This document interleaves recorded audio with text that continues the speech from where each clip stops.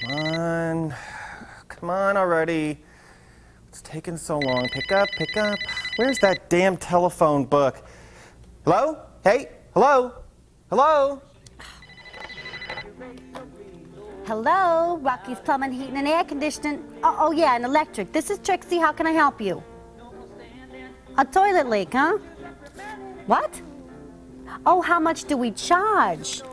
Listen, hang on, okay? Okay, let me see now. Here's one. I say it's going to be around 50 bucks. Yeah, sure, I got a guy who can come over today. This is going to be a very big job. This is going to be, it's going to be about $200 to fix the leak at least. What? What are you, insane? 200 bucks? The girl at the office told me it'd be 50 bucks.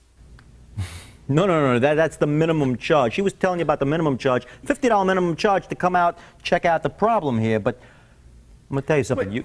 You're a very nice guy. I understand what you're saying there, so we won't include the $50 with the $200. Thanks. What kind of crooks are you people anyway? This is ridiculous. Not the best way to close a sale or encourage repeat business, wouldn't you say? Quoting a price over the phone can be a tricky business at best. But some of the public can be so cost conscious. What else can you do when a caller asks the dreaded question, how much do you charge? Or how much is this going to be? Fortunately, there are several options available to you, and that's exactly what we're going to talk about in this module. Sometimes when a customer asks what the price is, they're just searching for something to make their buying decision on. Many customers place a higher value on things like dependability, technical competence, good communication skills, and cleanliness. They value these things more than low price. But because these areas are difficult to judge, especially over the phone, and because we've trained the customer to ask something, often the first thing they ask is the price. No matter how you dress it up or tone it down, the subject of price will always be a potential negative to the customer. No one likes to spend money on necessities they take for granted, like heat, air conditioning, electricity, or hot water.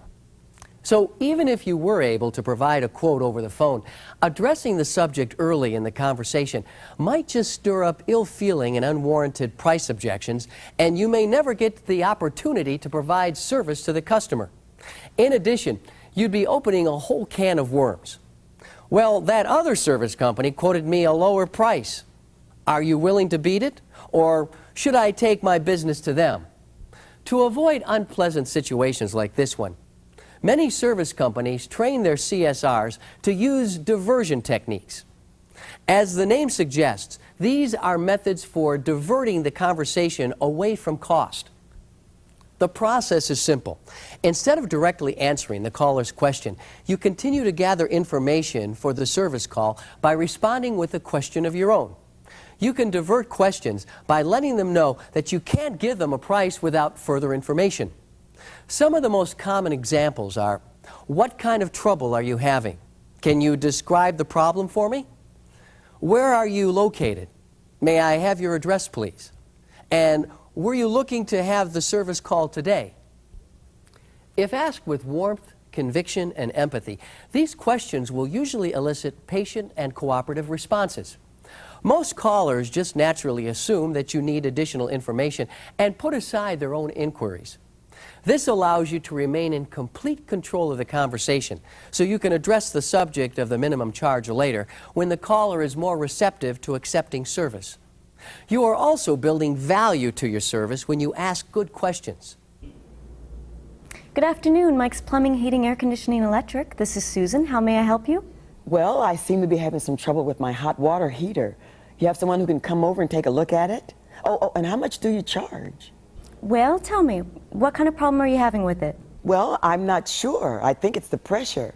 I mean, it's fine downstairs in the basement where the washing machine is, but upstairs in the family bathroom where the whole family showers, barely a trickle. I can just imagine what you're going through. Where are you located? I'm at 132 North Main Street. It's over in Hanover Park. It's the White House with the red shutters. See what I mean? Now, on the other hand, if the diversion technique's handled improperly, you may appear to be rudely ignoring the customer or attempting to railroad them into booking a service call. A quick but very important point. Don't think that not giving a direct answer to a question about price early in the conversation is unethical or somehow unfair to the customer. The reality is that one customer in 100 could provide enough information over the phone to allow a technically proficient service technician with years of in-field experience to provide an accurate price. As a result, rather than asking the customer if they are that 1 in 100, it is better to gather the necessary information over the phone and assure the customer that a professional service technician will give them a complete price before any work begins.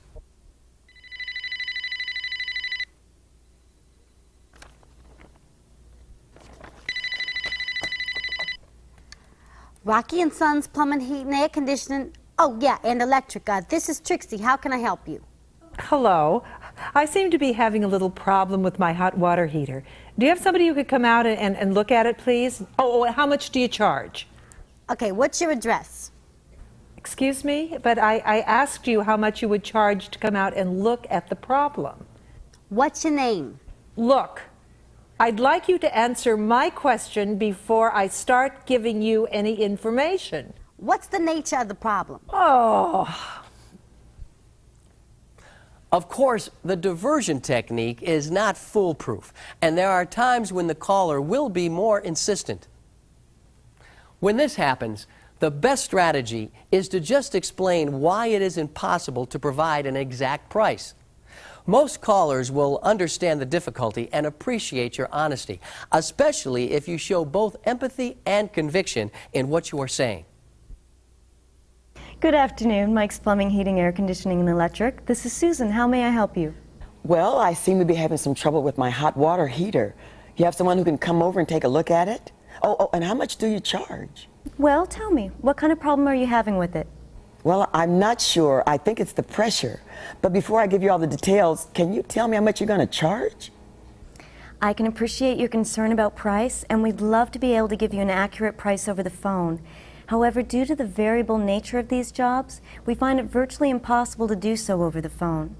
That's why we first need to send a technician out to your home, and once he's checked out all the possibilities, he'll be able to provide you with a full diagnosis of the problem, along with what it will cost to make the repair or installation. Well, I guess it would depend on what's wrong with it. Exactly. May I have your address, please? Yes, I'm at 832 North Seward Street. Unfortunately, some callers still will not be satisfied with this explanation. If they don't yet comprehend that there are a number of possible causes for just about any problem, callers may try rephrasing questions regarding price. One typical example, can you at least give me an estimate or a price range? Is once again best approached with honesty and a goal of educating the caller. I'm sorry, but we don't give telephone quotes. We like to provide exact prices so that there are no surprises. And in order to do that, we need to send a technician out to the job. Otherwise, we might give you an estimate that ends up being much higher or much lower than what we quoted over the phone. So when would it be convenient to have our technician come to your home? Very effective, don't you agree? Now here's another possibility worth mentioning. If you have enough expertise or a checklist, you could begin asking the caller highly technical questions related to the diagnostic process. It's definitely a fast and effective way to make your point. However, although this method is sure to succeed in enlightening callers, it should only be used by CSRs who have technical knowledge or a list of these questions categorized by a type of problem. Another follow-up question you're bound to hear is, well, what's your hourly fee? When you hear this one, you know that they still don't get it. Again, be patient and answer honestly. You might say, we don't charge by the hour, we charge by the job. That way, our customers don't suffer if the work takes longer than we thought it would. We have a technician come out to the job so he can provide a full diagnosis of the problem and tell you what it will cost to make the repair or installation. Hopefully, by this time, the caller will allow you to continue your information gathering. Be sure to politely continue questioning the caller immediately following your explanation. If the caller is still not satisfied and you are unsuccessful at booking the call, at least you will have given it your best try. Before I say goodbye, I'd like to mention that while C2000 considers it a bad policy to quote prices over the phone, there are conditions under which some shops make reasonable exceptions. Due to competitive pressures within their market areas, many C2000 members will very carefully quote a rate for standard low-end stoppages, ones having accessible cleanouts.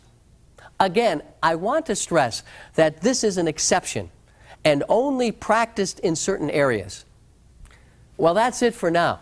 I hope you enjoyed the module. Look for me again later in the series. Until then, good luck.